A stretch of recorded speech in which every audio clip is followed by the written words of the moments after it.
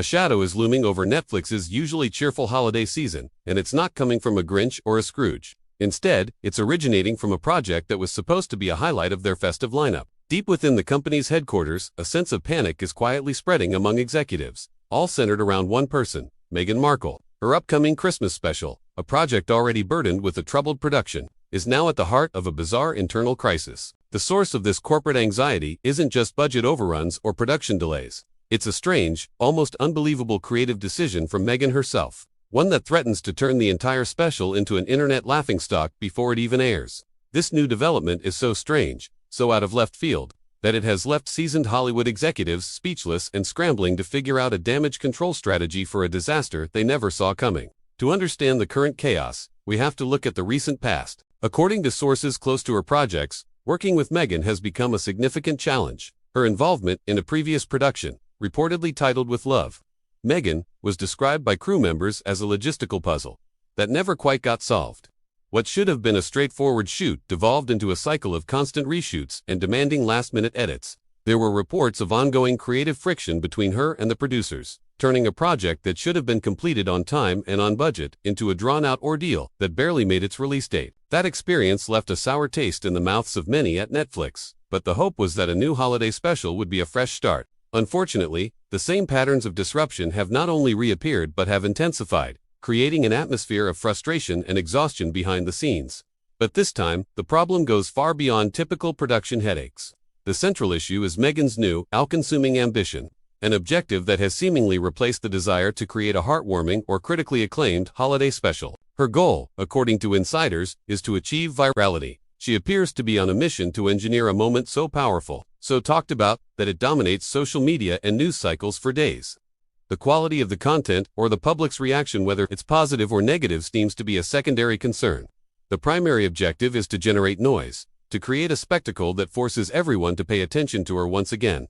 She isn't aiming for a beloved classic. She's aiming for a cultural firestorm, and she has a very specific, and deeply strange, plan to achieve this. Sources report that Meghan has been secretly working on a remixed video, a new version of the pregnancy dance clip that previously drew a mixed public reaction. This new iteration, however, is far more peculiar. It's reportedly set to a hip-hop rendition of a traditional Christmas carol, a track produced by a friend from her personal circle. To make it even more jarring, the video is allegedly layered with the unsettling sound of a baby crying, which is mixed into the music as an artistic effect. As if that weren't enough, the video is said to feature bizarre captions and previously unseen footage from the original dance session. Clips that were reportedly cut for being too provocative or simply too strange, including unusual hand gestures and dance moves that left her own team feeling deeply uncomfortable.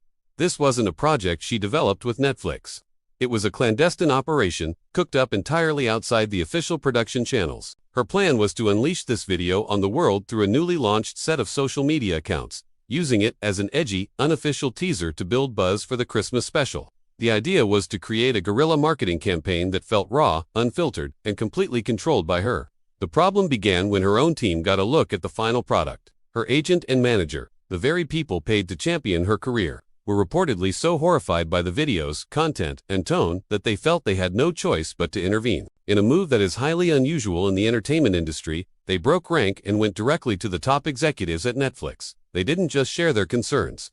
They sounded a five-alarm fire, warning that Meghan was about to self-sabotage the entire multi-million-dollar project. When the Netflix executives, already on edge from the special's chaotic production, were shown the video, their reaction was one of immediate alarm. They recognized the potential for a PR nightmare and moved quickly to shut it down. They reportedly told Meghan in no uncertain terms that releasing this remix would completely derail their carefully planned marketing campaign for the holiday special. They explained that its bizarre nature would confuse audiences and likely generate the wrong kind of attention, overshadowing any positive message they hoped to convey. They pleaded with her to abandon the idea for the good of the project and her own public image. But instead of backing down, Meghan did something that stunned everyone. She doubled down on her creation, in a move that sources described as both audacious and desperate. She reportedly begged Netflix to not only approve the video but to make it the official opening sequence of the Christmas special itself. She wanted the rap music, the awkward dancing, the strange hand gestures, and the baby crying sound effects to be the very first thing viewers saw.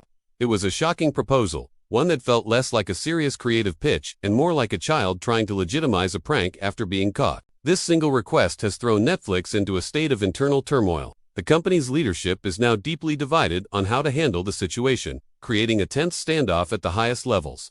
On one side is co-CEO Greg Peters, who is said to be completely fed up with the endless drama and reputational risk associated with Meghan. He reportedly wants to create as much distance as possible between the Netflix brand and her increasingly erratic projects. On the other side of the divide is co-CEO Ted Sarandos. He has long been a defender of the deal with Meghan and Prince Harry, arguing that their global star power and ability to generate headlines, even controversial ones, still hold immense value. He believes that with the right public relations strategy, even this chaotic situation can be managed and turned into a net positive. He's reportedly been trying to calm the internal panic, telling staff to view this not as a complete disaster but as an unexpected reroute in their strategy. However, the tension between these two powerful executives is palpable, and the remixed pregnancy video has become the tipping point in their differing philosophies. This isn't just about one Christmas special anymore. It's about the future direction of Netflix's content strategy and its relationship with high-profile, unpredictable talent. The internal chaos at Netflix is mirrored by the collapse of Meghan's own professional team. Her agent and manager's decision to go to Netflix wasn't just a moment of panic. It was a symptom of a much deeper problem. Sources claim they have been quietly looking for a way to part ways with her for months, tired of the constant battles and unpredictable behavior. The fallout from this latest incident has only accelerated their desire to leave. Furthermore, the word is out in Hollywood. There are whispers that several high-profile agents who were approached to potentially represent her in the future have politely but firmly declined. Nobody wants to take on a client who seems determined to create viral stunts at the expense of a long-term career strategy. Representing Meghan Markle is now seen as a significant reputational gamble, one that comes with the unenviable task of cleaning up messes and managing tense relationships with powerful studio executives. She is developing a reputation for being toxic. Not in the typical celebrity gossip sense, but in a way that directly impacts business.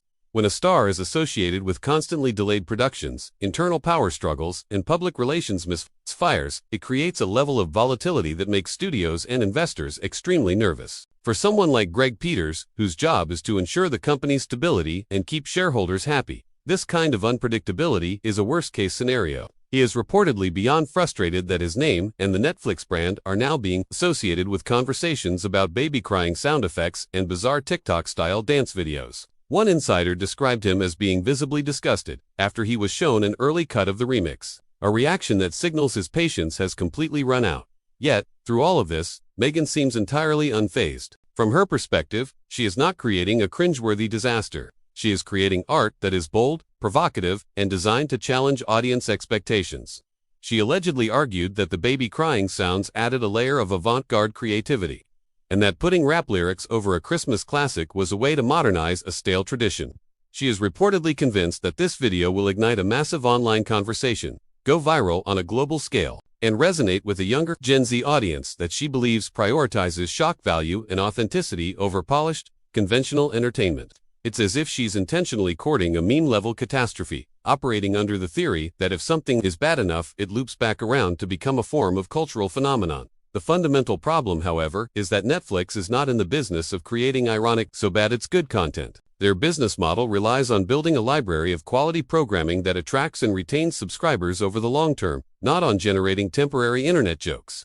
For a company that is still working to recover from previous subscriber losses, a public relations fiasco of this magnitude could have real financial consequences. In response, Greg Peters has reportedly ordered the marketing department to prepare for the worst. They have been instructed to create an emergency backup campaign for the special, one that completely scrubs any mention or hint of the remix video. There are even rumors that the legal department has been consulted to determine if Netflix has any power to contractually prevent her from posting the video on her own social media channels, a sign of just how desperate the situation has become. While this internal war rages on, the actual Christmas special seems to be suffering from a lack of clear direction. Those who have seen early cuts of the program describe it as a confusing and disjointed experience. The tone is reportedly all over the place, and it's filled with hastily shot patchwork scenes that feel like they were added at the last minute simply to meet the required runtime. Meghan apparently insisted on including long, rambling monologues where she speaks directly to the camera about her personal journey and rediscovering the holiday spirit.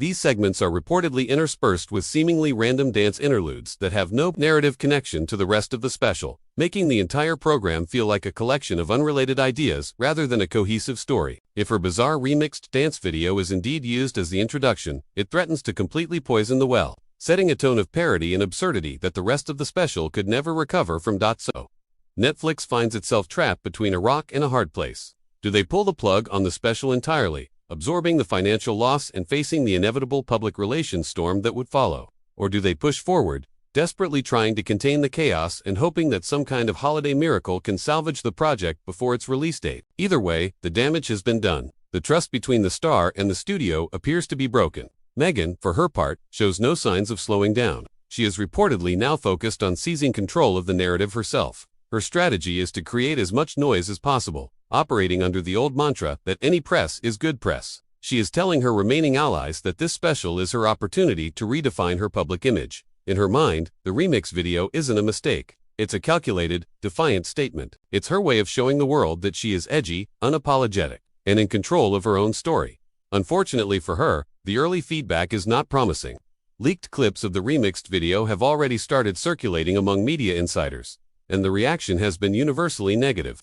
It has been described with terms like unwatchable, secondhand embarrassment, and a clear act of career self-sabotage. The inclusion of the baby crying sound effects, in particular, has left many who have seen it stunned and bewildered. When combined with the off-key rapping, awkward dancing, and tacky on-screen text, the video comes across less as a bold artistic statement and more as a surreal, late-night fever dream that inexplicably made its way into a professional production. Yet, despite this overwhelmingly negative feedback, Meghan reportedly stands by her creation, proud of every single frame. Her timing is also baffling, releasing a chaotic, jarring rap video just before Christmas. A time when families are typically seeking out warm and comforting entertainment feels like a deliberate act of provocation, but that's precisely her strategy.